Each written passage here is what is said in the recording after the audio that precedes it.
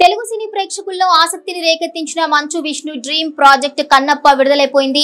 Pan India సినిమాగా విడుదలైన ఈ సినిమా మొదటి షోకి మిక్స్డ్ గా రెస్పాన్స్ తెచ్చుకున్న రెండో రోజుకు ఇనామినస్ గా హిట్ మూవీగా సక్సెస్ టాక్ తో పైసా వసూలు ట్రాక్ ఎక్కింది.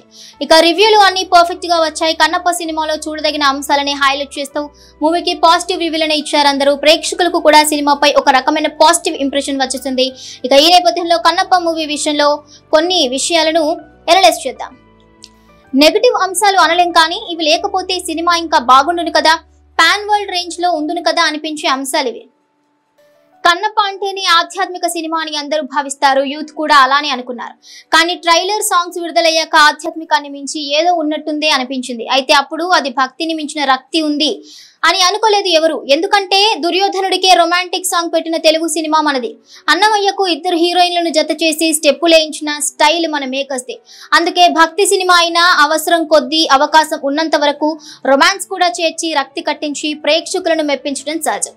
కానీ కన్నప్ప సినిమాలో రొమాన్స్ కాస్త మోడర్న్ అయినట్టు అనిపించింది.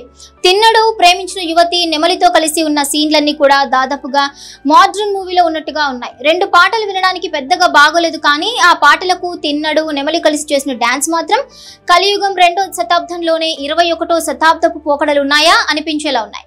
ముఖ్యంగా నెమలిని చూపించిన విధానం, అది పాటలు ఒక్కటే కాదు సినిమా మొత్తం కూడా కనీసం శివుని పూజలో కూడా భక్తి అనలేని విధంగా ఉంది. అఫ్ కోర్స్ సినిమాకు కాస్త గ్లామర్ టచ్ ఉండాల్సిందే కాదను, కానీ ఇలాంటి సినిమాలకు ఇంత ఎక్కువ గ్లామర్ అద్దడం అనవసరమేమో అని ప్రేక్షకుల ఫీలింగ్. సినిమా చూసి వస్తున్న వారిలో చాలా మంది సినిమా అదిరిపోయింది కానీ అంటూ ఈ అతి గ్లామర్ గురించి మెన్షన్ చేయటం సోషల్ మీడియాలో చాలా వీడియోస్ లో కనిపిస్తోంది. ఇక ఇదిలా ఉంచితే భారీ యాక్షన్ ఎపిసోడ్స్ నిజమే. తిన్నడు అనేటువంటి వాడు ఎంతటి వీరుడో చూపించాల్సిందే. అది లేకపోతే కన్నప్పగా తిన్నడు మారటం అనే వేరియేషన్ లోని డెప్త్ ప్రేక్షకుడికి అందదు. కానీ దానికోసం వెలది మండింది తిన్నాడు ఒక్కో బాణంతో చంపినట్టు ఇచ్చిన బిల్డప్ చూసి ప్రేక్షకులు కాస్త కంగారు పడ్డారని చెప్పాలి. అదే మాట కూడా సినిమా చూసి వస్తున్న వారు చెప్తున్నారు. ఇక ప్రధానమైన పెద్ద లోపంగా అందరూ అంటున్నది ఒకటి ఉంది. అదేంటంటే ఆదివాసీలు వారి గూడెం ఎలా ఉంటాయనేది అందరికీ ఒక అవగాహన ఉంది. ఎందుకంటే ఏ శతాబ్దంలోనైనా వారి జీవన విధానం ప్రకృతి ఒడిలో అందంగా ఉంటూ వచ్చింది. ఇప్పటికీ అది మనకు చాలా చోట్ల కనిపిస్తుంది. అయితే మొదటి పాట దగ్గర నుంచి రిచ్ గా చూపించే తాపత్రయమే కనిపించింది, కానీ వాస్తవానికి దగ్గరగా చూపించినట్లు అనిపించలేదు. గూడెంలోని వ్యక్తుల జీవన విధానాన్ని జాగ్రత్తగా చూపించి ఉంటే పెద్ద యాక్షన్ సీక్వెన్స్ అవసరం లేకుండానే తిన్నడి నైజాన్ని అద్భుతంగా రివీల్ చేయవచ్చు అనేది కూడా ప్రేక్షకుల మాట.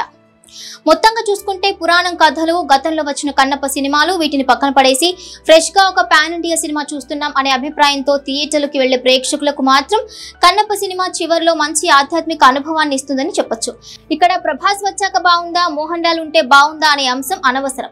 నిజానికి ఇవన్నీ ప్రేక్షకుడిని థియేటర్ వైపు ఆకర్షిస్తాయి అంతే. కానీ సినిమాలో విషయం లేకపోతే బొమ్మ తిరగబడింది. కన్నప్పలో అన్ని అంశాలు కలిసి వచ్చాయి. మొదటి భాగంలో పంటి కింది రాయిలా ఉన్న సన్నివేశాలను కూడా సెకండ్ హాఫ్ లో లేకుండా చేయడంతో తిన్నడు కన్నప్పగా మారే ఎపిసోడ్ అందరినీ ఆకట్టుకుంది. చివరికి భక్తి పారవశ్యంతో పాటు కన్నప్ప త్యాగం అందరినీ ఎమోషన్ లోకి తీసుకెళ్లింది. ఇది చిన్న విషయం కాదు. తెలిసిన కథను మళ్ళీ చెప్పడం, చూసిన సన్నివేశాన్ని తిరిగి చూపిస్తూ ఎమోషనల్ చేయటం అంత ఈజీ కాదు. కానీ కన్నప్ప టీం అది చేసి చూపించింది. అందుకే మంచు విష్ణు డ్రీమ్ ప్రాజెక్ట్ ఇప్పుడు ప్రేక్షకుల మన్ననలు పొందుతోంది.